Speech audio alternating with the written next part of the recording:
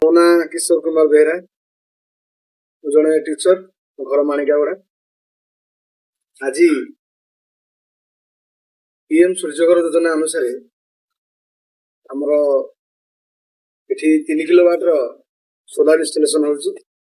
ଆଉ ଆମର solar installation ଯେଉଁମାନେ ଆସିଥିଲେ ସେମାନେ ବର୍ତ୍ତମାନ କାର୍ଯ୍ୟ ଚାଲୁଅଛି। ଏବଂ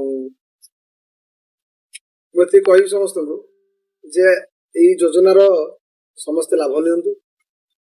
ଆମର ଯେହେତୁ ଏଇଟା ଗୋଟେ ଲଙ୍ଗ ଟର୍ମ ଯୋଜନା, ଆମେ ସମସ୍ତେ ଜାଣିଛେ ଏଇଟା ଗ୍ରୀନ୍ ଏନର୍ଜି।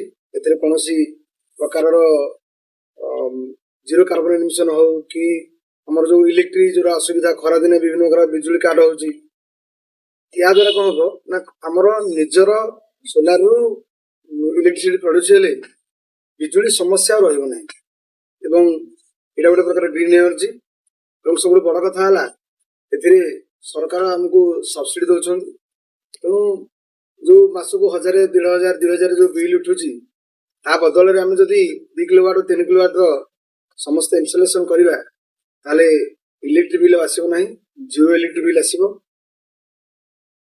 ଏବଂ ମୁଁ ତେଣୁ ସମସ୍ତଙ୍କୁ ଅନୁରୋଧ କରିବି ଏବଂ ପରାମର୍ଶ କରିବି, ସମସ୍ତେ ଆମେ ଏଇ ମହାସ୍ରୋତରେ ସାମିଲ ହେବା, ଯାହାଫଳରେ ଆମର ଭବିଷ୍ୟତ ଉଜ୍ଜଳ ହେବା ସହିତ ଗ୍ରୀନ୍ ଏନର୍ଜି ବି ଏବେ ଦ୍ରୁତ ହେବ। ପରିଶେଷରେ ମୋର ଆଜି ଯେଉଁମାନେ ଇନଷ୍ଟଲେସନ ଟିମ୍ ଆସିଥିଲେ ସେମାନଙ୍କର ଦେଖୁଛି ସେମାନଙ୍କର ଭଲ ବ୍ୟବହାର ଏବଂ ଠିକ ଠାକ ସବୁ ଇନଷ୍ଟଲେସନ କରୁଛନ୍ତି।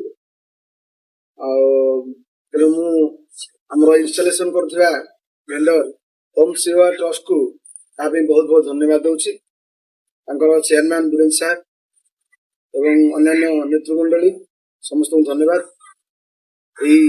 ଏଇଭଳି ଗୋଟେ ସରକାରଙ୍କର ଜନହିତକର କାର୍ଯ୍ୟରେ ଆମକୁ ସାମିଲ ହେଇଥିବାରୁ, ଆମକୁ ସାମିଲ କରିଥିବାରୁ ତେଣୁ ବହୁତ ବହୁତ ଧନ୍ୟବାଦ। Thank you.